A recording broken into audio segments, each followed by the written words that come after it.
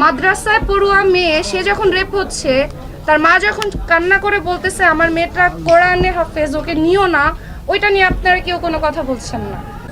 একটা নিউজে আমি দেখেছি ৬২ ঘন্টায় ৭৪টা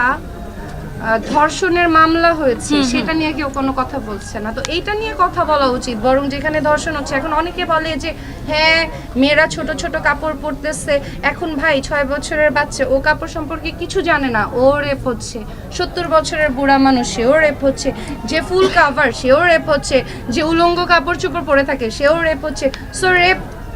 যারা, আমি একটা সিম্পল কমেন্ট করতে পারি না এটা নিয়ে, আপনারা এটা নিয়ে কোনো কথা বলেন না, কিন্তু আপনারা ঠিকই শাহবাগের ওই জায়গাটাতে, কারণ এটা হচ্ছে আপনাদের, এটা আপনারা ইচ্ছা করে করেন যে যেখান থেকে আমাদের মুখ থেকে এমন কিছু বের হোক যেটা কন্ট্রোভার্সি হয়, কিন্তু কেউ কিন্তু একটাবারের জন্য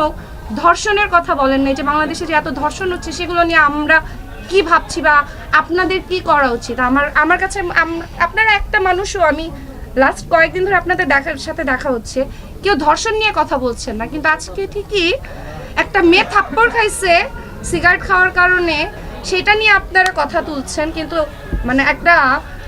মাদ্রাসায় পড়ুয়া মেয়ে সে যখন রেপ হচ্ছে, তার মা যখন কান্না করে বলতেছে আমার মেয়েটা কোরআনের হাফেজ, ওকে নিও না, ওইটা নিয়ে আপনারা কেউ কোনো কথা বলছেন না।